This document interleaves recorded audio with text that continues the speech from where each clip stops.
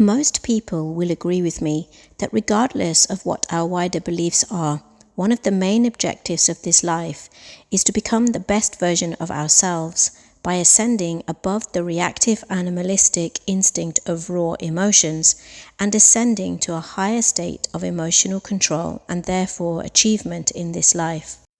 Mastering negative emotions is one of life's most critical skills. Negative emotions are actually like a mirror. We need them because they openly reflect to us the parts of us that need improvement and positive attention. So when they come, we should meet them with curiosity, focused attention, and absolute gratitude. Here are some examples of how we can use the presence of negative emotions to heal and develop us into stronger and more successful beings. Guilt is a sign that you need to stop punishing yourself excessively.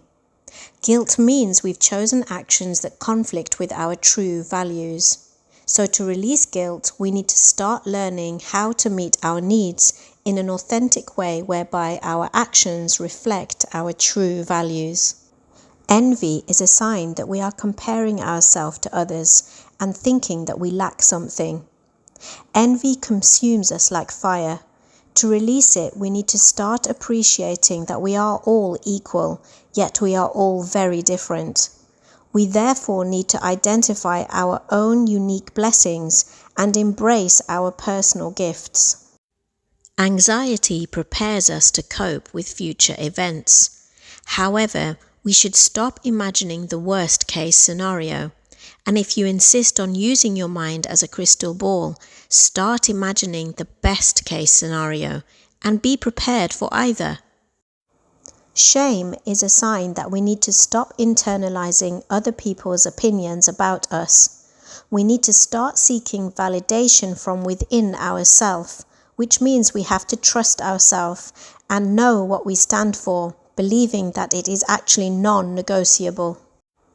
Frustration is typically a sign that we are focusing too much on the end results. To release it, we need to start mastering each step of the process as a critical stepping stone, giving it the best effort each time. Disappointment is a sign that we are expecting too much from ourselves or from other people around us. We need to start removing unnecessary expectations because it's a simple formula. The less expectations we have, the less disappointment we will feel. Anger alerts us to perceived injustice or unfairness. To release it, we must assert our control over our egoic voice. You are not your ego. It cannot control you if you don't allow it to. So we should act outwardly only after we have addressed it inwardly first. For more information on our ego, you can watch my video introducing the egoic voice. Suspicion. We need to stop mistrusting others without hard evidence. It's like stabbing yourself each time and bleeding out pain for no actual reason. To release suspicion, we have to focus on our belief that we are good enough exactly as we are. We usually need to learn from past memories of betrayal in order to release negative emotions. These learnings typically allow us to separate the past from the present so that we can learn to trust again. Insecurity is a sign that we need to stop devaluing ourselves and start focusing on self-acceptance and absolute gratitude for everything that we already are. Resentment. This sign usually arises because we are giving without receiving anything back, and we fail to express this need that we expect something back. We either have to stop wanting anything back completely or actually take ownership for openly expressing to whoever we need to what it is that we expect back from them. By speaking up, we can release resentment. Loneliness is actually a sign that you need to stop isolating yourself from yourself.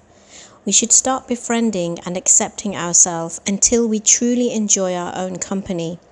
Only then will we be ready to invite others close to us if we still want them. Exhaustion is a sign that we need to stop letting circumstances overrule our state of being. We have to start prioritizing our state of being over everything else, with self-care physically, mentally, emotionally, and spiritually.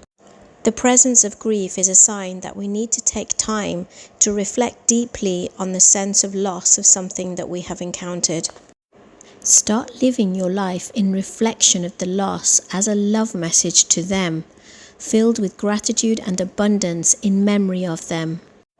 Persistent regret is a sign to stop dwelling aimlessly on the past. Only look back with the aim of learning from it and apply those learnings right now to positively influence the direction that you are choosing. Self-doubt is a sign that we must stop focusing on gaps and start focusing on the abundance of all our existing abilities, experiences, knowledge, and resources, trusting in these to be sufficient for us to meet our goals. It is important to remember that fear is an alarm system to protect our physical and emotional presence. So we need to start introducing facts and logic into the equation in order to recognize the difference between perceived danger and actual danger.